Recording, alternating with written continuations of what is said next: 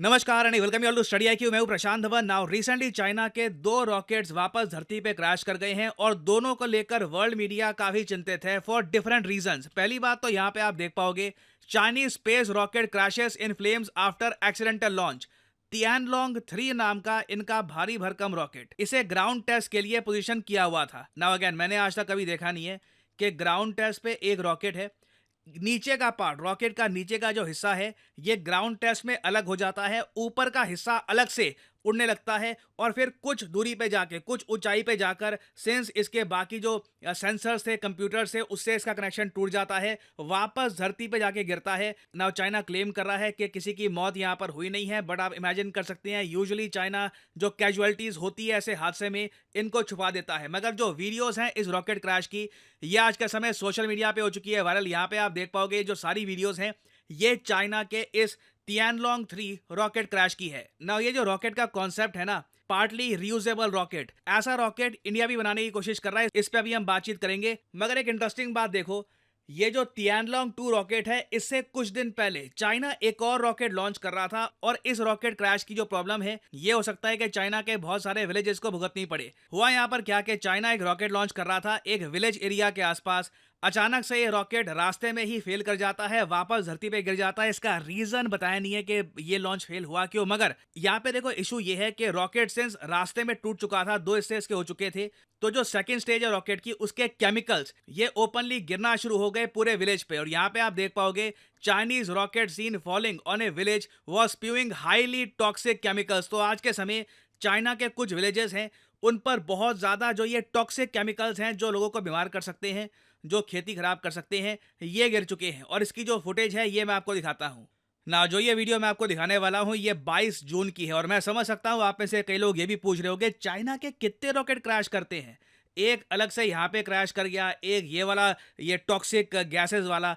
देखो मैं आपको बता दूं, जितने चाइना के ऑन एन एवरेज पूरे साल की आप अगर एवरेज निकाल दो, जितने इनके रॉकेट्स क्रैश करते हैं, अगर उसका आधा नंबर भी इंडिया में क्रैशेस होते रॉकेट्स के, वर्ल्ड मीडिया एक्सटेंसिवली कवर करता। और इंडिया में देखो हमारी आदत है, या तो हम बहुत खुश हो जाएंगे, कुछ अचीव कर लिया तो हम मानेंगे कि बस हमने सब कुछ अचीव कर लिया, हमारा कंट्री चैंपियन बन गया, या फिर कुछ अगर गलत हो जाएगा, खराब हो जाएगा, हम ऐसा सोचना स्टार्ट कर देंगे, अब बस सब कुछ खराब हो रहा है, कंट्री खराब हो रहा है। मॉडरेट इमोशंस के साथ हम ज्यादातर चीजों को देखते नहीं है। खैर यहाँ पे आप देख पाओगे, ये है चाइना का रॉकेट, ये अब ऊपर से नीचे गिर रहा है। पीछे जो ये केमिकल्स है ना, टॉक्सिक केमिकल्स, ये इस पूरे इलाके में फैल चुके हैं और कई गाँव में, खेती पे, लोगों के घरों पे गिर चुके हैं। 再给，你呼吸的，ना कुछ यहाँ पे एक्सप्लोजन नहीं हुआ है, 快阿爸被杀杀，मगर आप देख सकते हैं हाइट इतनी ज्यादा थी इस रॉकेट की कि जो ये टॉक्सिक केमिकल्स हैं, ये बहुत ज्यादा बड़े एरिया में फैले हैं। और ये आप देख पाओगे, ये फाइनल एक इमेज सामने आई थी, उसके बाद और जरा वीडियोस, इमेजेस इसकी सामने आई नहीं है। ये भी रिपोर्ट्स आई हैं कि जिन लोगों ने ये वीडियोस और फोटोज लेकर सोशल मीडिया पे अपलोड कर दी थी, उनके अगेंस्ट भी कार्रवाई हो रही है।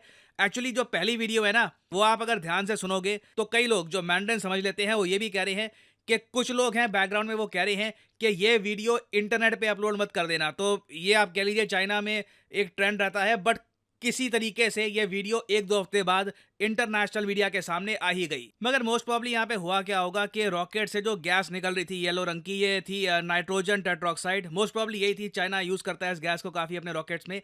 ये गैस फेटल हो सकती है अगर कोई इसे इनहेल कर ले, कोई बड़ी बात नहीं है। गांव वाले बहुत ज़रा गुस्सा हो कि ये क्या गंदगी फैला दी है हमारे गांव में, ये खराब क्वालिटी के रॉकेट्स लॉन्च करने की कोशिश करते हैं, फेल हो जाता है, टॉक्सिक केमिकल्स गिरते हैं हमारे पूरे इलाके में। तो कोई बड़ी बात नहीं है कि किसी ने गुस्से में आकर ये जो वीडियो है ये लीक कर दी हो ऑनलाइन। और मैं आपको एक बात बताऊं, जो ये क्रैशेस होते हैं चाइना में, ये कभी भी आपको भारत में नहीं दिखेंगे। अब यहाँ पे आप कहोगे, इतने कॉन्फिडेंस के साथ कैसे कह सकते हो कि भारत में इस टाइप के क्रैशेस इतनी फ्रिक्वेंसी में नहीं होंगे?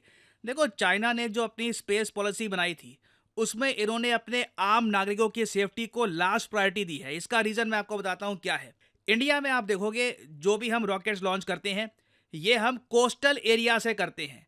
और फ्यूचर में भी जो हम और रॉकेट लॉन्च करने की साइट्स डेवलप करेंगे, ये सब कोस्टल एरिया के पास होगी, ताकि कल को कुछ अनहोनी हो भी तो रॉकेट गिरे तो समुद्र में गिरे। मैक्सिमम ये हो सकता है कि किस्मत अगर बहुत खराब हुई तो कोई कार्गो शिप जा रही है उस पे हो सकता है कि गिर जाए, बट उसके चांसेस भी रिलेटिवली बहुत कम होते हैं। मतलब मिलियन में एक मैं कहूंगा चांसेस के बहुत अनलकी हो गए आप, तो ऐसा हो सकता है। मगर चाइना ने क्या किया है कि बहुत सारे जो इनके लॉन्च पैड्स हैं ये आपको मिलेंगे सेंट्रल चाइना में, लिटरली कोस्ट लाइन से बहुत दूर, जहां पे होने चाहिए इनके लॉन्च पैड्स उससे काफी दूर ये लॉन्च करते हैं अपने रॉकेट्स को। उसकी वजह से जब भी अनहोनी होती है, रॉकेट में कुछ गड़बड़ी आती है, सीधा रॉकेट गिरता है सिविलियंस के ऊपर। और आने वाले समय में आप देखोगे इंडिया एक मेगा रॉकेट बनाने वाला है। इसके बारे में रिसेंटली इसरो चीफ ने एक इंटरव्यू के दौरान बात बताई है कि एक मेगा रॉकेट सूर्या के नाम से ये इंडिया बनाएगा, और इसकी जो पेलोड कैरिंग कैपेसिटी है ये 40,000 केजी से भी ज्यादा होगी। ये इंडिया का अब तक का सबसे पावरफुल रॉकेट हम बनाएंगे। और इसका यूज क्या होगा, देखो जिस तरीके से चाइना खुद का एक स्पेस स्टेशन बना चुका है, इंडिया का भी टारगेट है कि आने वाले सालों में हम लोग खुद का इंडियन स्पेस स्टेशन बिल्ड करें। तो जब स्पेस स्टेशन हम बिल्ड कर रहे होंगे तो भारी भरकम इक्विपमेंट हमको धरती से अंतरिक्ष में ले जाना होगा, और ये काम करेगा हमारा सूर्या। और ना सिर्फ इंडियन स्पेस स्टेशन, इंडियंस को जो मून पे हमें पहुंचाना है इवेंचुअली, जो हमारा 2040 का टारगेट है इंडियंस ऑन द मून, वो भी रियलिटी में कन्वर्ट करेगा सूर्या। और अच्छी बात देखिए ये है कि चाइना की तरह जो रॉकेट बिल्ड करने के हमारे प्रोसेस है बहुत ज़रा सेफ है, सिविलियंस की सेफ्टी को काफ़ी इंपॉर्टेंस दी जाती है। तो जो आज के समय चाइना में हो रहा है ये मोस्ट प्रॉब्ली आपको इंडिया में देखने को नहीं मिलेगा। एंड बी रेडी, आने वाले समय में मैं आपको बता दूं जो ये मेगा रॉकेट है सूर्या, ये बहुत ही ज़्यादा न्यूज़ में रहेगा।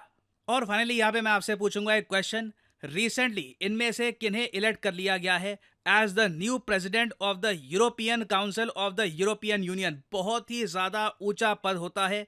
पीएम मोदी ने भी इनको कॉन्ग्रेचुलेट किया है कि कॉन्ग्रेचुलेशंस माय फ्रेंड, आप बन चुके हैं president of the European council.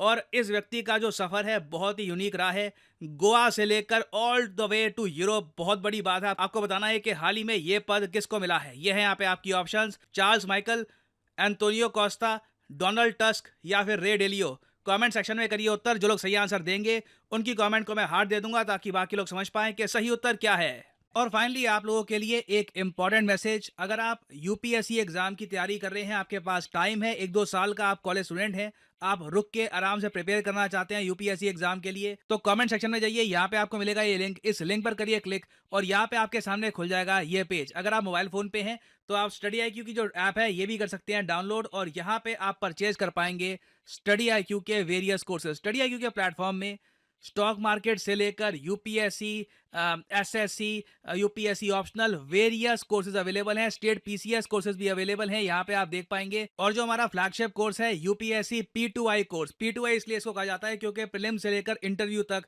ये कोर्स आपकी हेल्प करेगा।